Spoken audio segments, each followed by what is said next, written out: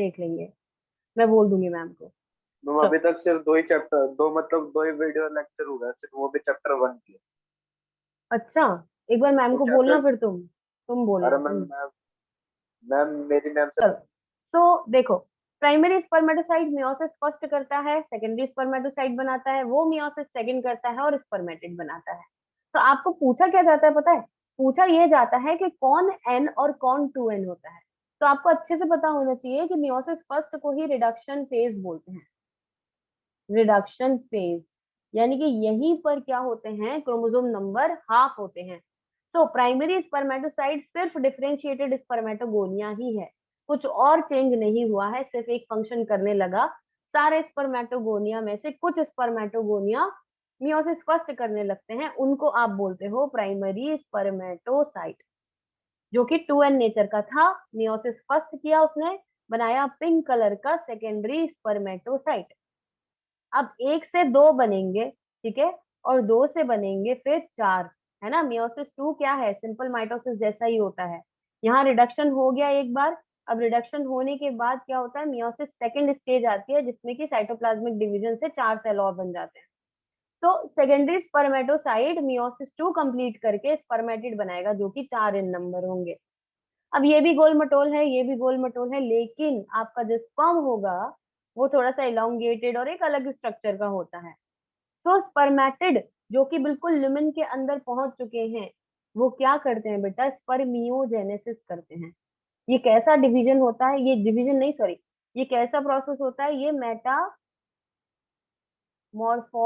होता है। यहाँ पर मेटामॉर्फोसिस मतलब कि बॉडी चेंज होना, आकार चेंज होना, नए कैरेक्टरिस्टिक आना।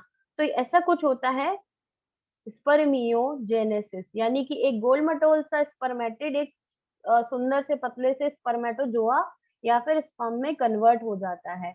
अब कुछ चीज तो होती होगी। अच्छा, मुझे एक रीजन बताओ कि ये गोल मटोल क्यों नहीं रहा, इसको इसमें बदलने की जरूरत क्यों पड़ी, दो रीजन बताओ। मैम ट्रांसफर मैम मोटिलिटी में आसान ट्रांसफर की, रहेगा। हाँ। पहली चीज आएगी कि भाई ये मोटाइल नहीं था और ये मोटाइल है ना, दैट मीन्स फ्लैजिला डेवलप करना है।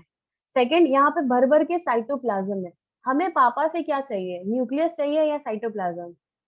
पापा के गैमेट से हमें क्या चाहिए बताओ? न्यूक्लियस। न्यूक्लियस चाहिए। न्यूक्लियस। तो जिस चीज की जरूरत नहीं है, क्या वो बॉडी में जानी चाहिए? फीमेल बॉडी तक नहीं जानी नहीं सर। चाहिए। साइटोप्लाज्म बेवजह वेट इंक्रीज कर रहा है, और अगर वेट ज्यादा होगा तो स्पर्म बहुत ज्यादा फास्ट मूव नहीं कर पाएंगे, और क्या होगा, और मंजिल से पहले ही मौत हो जाएगी स्पर्म्स की। तो मंजिल तक पहुंचने के लिए उनको बहुत फुर्तीला बनना पड़ता है। दैट्स वाई उनकी जो रैपिड मूवमेंट है उसके लिए उनका वेट बहुत ज्यादा कम होना चाहिए। सिर्फ उतनी ही चीजें होनी चाहिए जितनी नेसेसरी है, एंड उतनी चीजों को मेंटेन करना और बाकी सारी एक्स्ट्रा चीजों को निकाल देना इज स्पर्मियोजेनेसिस। तो यहाँ पर कुछ चीजें होती हैं, कुछ इवेंट होते हैं जो हम पढ़ेंगे, स्पर्मियोजेनेसिस होता क्या है एग्जैक्टली, ठीक है। तो मैंने बोला ये मल्टीप्लिकेशन फेज होती है। इसके बाद जो फेज चल रही है बेटा, इसको बोलते हैं आप ग्रोथ फेज। तो this phase is known as growth phase. अगर आपने ये डायग्राम बनाया था जो मैंने ऐसे में बनवाया था, उसी में ही आपको ये सब मेंशन करना है, ठीक है। जो भी चीजें एक्स्ट्रा दिखती हैं और यहाँ पर मैं कुछ और एक्स्ट्रा बता रही हूँ और आप वो चीज बना चुके हो, तो उसी को ही बैक करके उसी में ही ऐड किया करो चीजों को, ठीक है। जबरदस्ती नई नई नया नया मत बनाया करो। And this phase is known as maturation phase. क्या बोलोगे? Maturation phase. तो आपसे एक क्वेश्चन पूछा था मैंने, maturation of sperms occur in, बताओ क्या होगा? Maturation of sperm occur in, बोलो। ल्यूमेन ऑफ सेमिनिफेरस ट्यूब्यूल बोल सकते हो। Storage of sperm occurs in, storage कहाँ होता है बेटा? क्या बात है, आज एनर्जी डाउन है क्या, है गुस्सा गुस्सा हो, क्या दिक्कत है? Temporary storage. हाँ, टेम्परेरी स्टोरेज, वही एपिडेमिस। एपिडिडाइमिस। ठीक है, क्या बात है बेटा, कोई प्रॉब्लम है क्या? रुको एक सेकंड, अच्छा सॉरी। हाँ, ठीक है। तो देखो, ये है क्या, स्पर्मेटिड।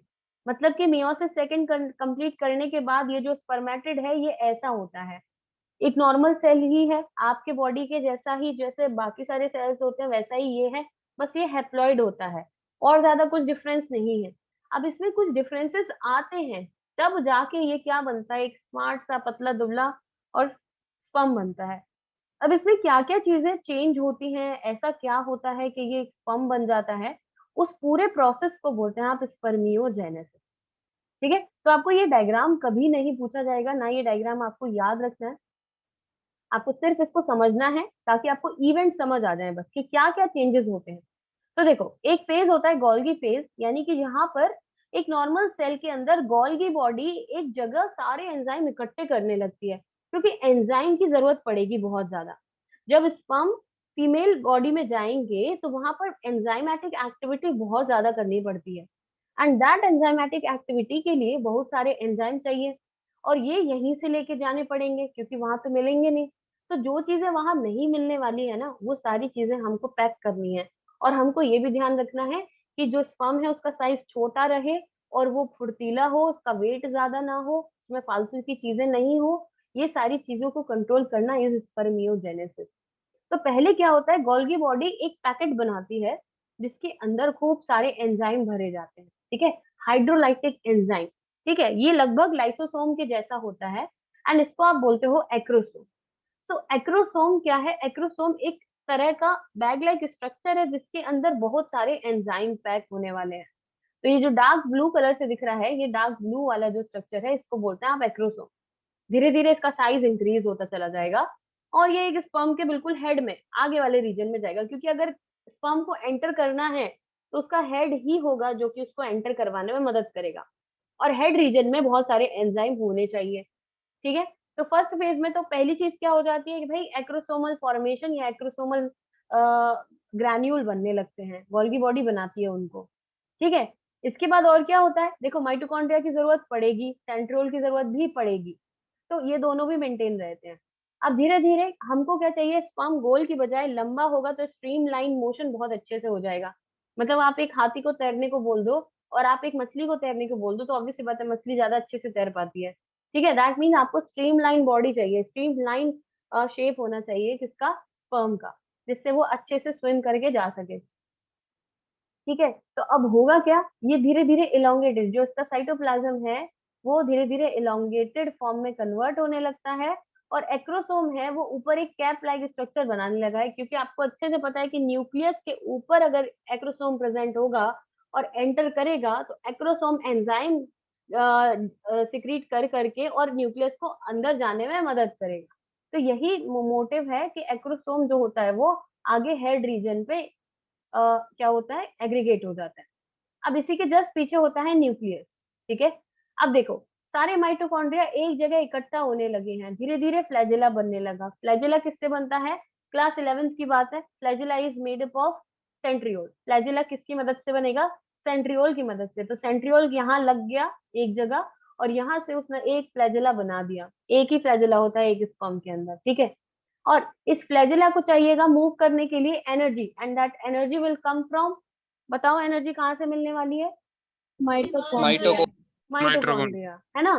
तो आपको माइटोकॉन्ड्रिया एक दो चाहिए या बहुत सारे, बहुत सारे चाहिए। बहुत सारे। तो देखो माइटोकॉन्ड्रिया की संख्या धीरे धीरे बढ़ने लगती है, और धीरे धीरे माइटोकॉन्ड्रिया बढ़ने के बाद अपने आप को, क्योंकि फ्लैजेला को ही मैक्सिमम एनर्जी चाहिए उनकी, तो वो फ्लैजेला के आसपास एक रॉड शेप स्ट्रक्चर बना लेते हैं, जिसको आप मिडिल पीस कहोगे आगे जाके। तो हेड तैयार हो गया, head is made up of acrosomal cap.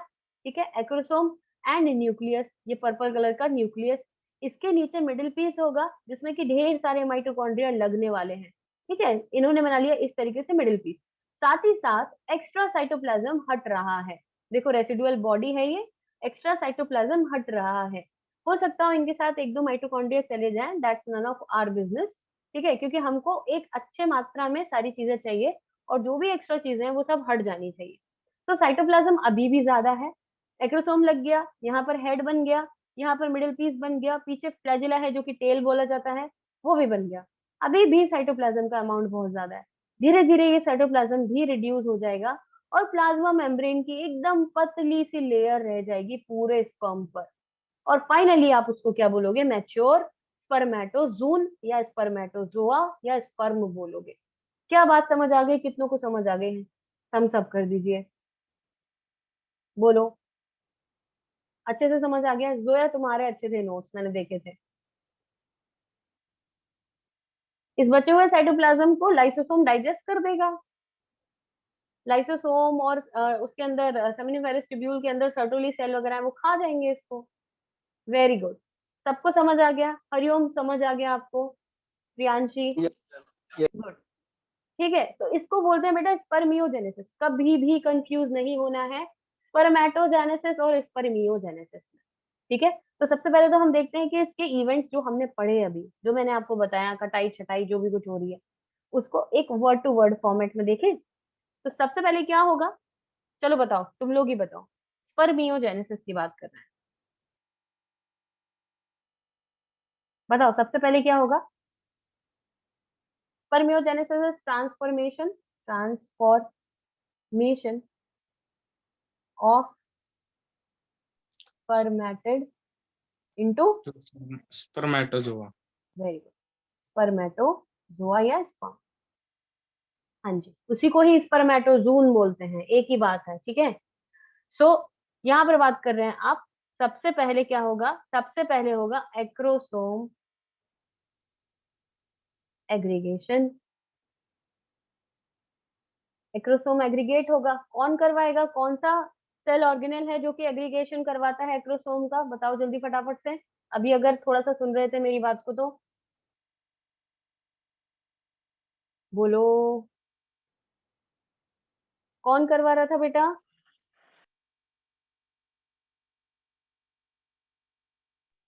Cell, कोई सेल।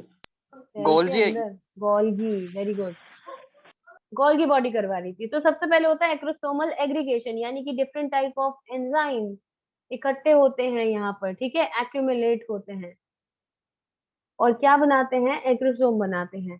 सेकंड चीज क्या होना चाहिए? स्पर्म एकदम पतला दुबला होना चाहिए। तो क्या करोगे, साइटोप्लाज्म भर दोगे या हटा दोगे? हटा देंगे। तो साइटोप्लाज्म, एक्स्ट्रा साइटोप्लाज्म रिमूव। ठीक है, रिमूवल ऑफ एक्स्ट्रा साइटोप्लाज्म, इस तरीके से लिख लेना, मैं कुछ भी लिखूं तुम सही लिखा करो। ठीक है, इसके बाद और क्या हुआ था? माइटोकॉन्ड्रिया, माइटोकॉन्ड्रिया क्या करता है? एग्रीगेट होता है। रीअरेंज हो गए थे। हाँ, कहाँ पर? फ्लैजिला के नियर फ्लैज फ्लैजेला, टे- नियर फ्लैजेला, और उन्होंने क्या बनाया था बेटा? Middle piece. ठीक है, ये याद रखना है आपको। इसके बाद और क्या हुआ था? और कुछ? फोर्थ, और कुछ हुआ था? Flagella movement, flagella formation. किसने करवाया था फ्लैजेला फॉर्मेशन, जल्दी से बताओ? Centrioles. Centriole, very good. ठीक है, सो सेंट्रियोल, फ्लैजेला का फॉर्मेशन सेंट्रियोल ने करवा दिया था। ठीक है, तो ये सारी चीजें, और प्लाज्मा मेम्ब्रेन की कवरिंग हो गई थी पूरे स्पर्म पे। ठीक है, तो ये कुछ इस तरीके से हो जाता है। फिफ्थ एक और ऐड कर सकते हो, न्यूक्लियस कंडेंस हो गया था। ठीक है, एकदम कंडेंस हो गया, उसके ऊपर एक्रोसोम चिपक गया है, और इस तरीके से क्या बन गया आपका? एक मैच्योर स्पर्म बन गया। ठीक है, क्या बात समझ आ गई? ये लिख लिया सबने? लिख लो जल्दी से फटाफट, स्पर्मियोजेनेसिस में इवेंट्स है ये बेटा, जल्दी से लिख लो सारे लोग और मुझे बताओ हो गया तो।